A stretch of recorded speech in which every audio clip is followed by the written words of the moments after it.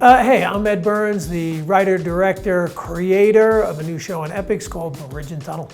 Top 5 personal New York sports moments. 1 and 2, it's kind of a tie. 86, the Giants winning the Super Bowl, and then again in 90, Giants winning the Super Bowl. I was lucky enough as a kid to be at the Garden when Bernard King scored one of his back-to-back 50-point games. Absolute highlight for me. Tied with that was Pearl Washington, played for the Syracuse Orangemen, beating Georgetown at the Garden for the Big East Final. I was up in the Blues with all my buddies in high school. One of the great New York sports memories for me. So when St. John's made it to the Final Four, that's going to be my number 2 of all time. But hands down, my favorite, greatest, most emotional moment was I'm hanging with my buddies.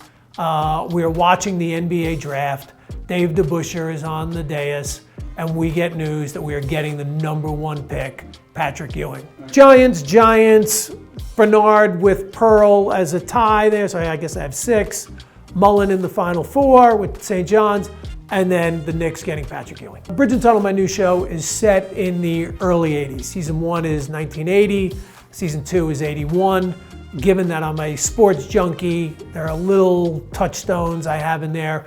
Big one for me was Rusty Staub's Mets poster on the back of one of the characters' bedroom's doors.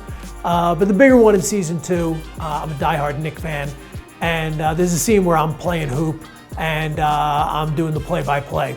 So I had to give a shout out to Michael Ray Richardson, who was the point guard for the Knicks that year, who was at the time my absolute favorite player. So there's a scene where we give Sugar a shout out and Bill Cartwright. So, if you grew up in New York, early 80s were a tough time for sports, but I loved them all, so we had to pay them homage.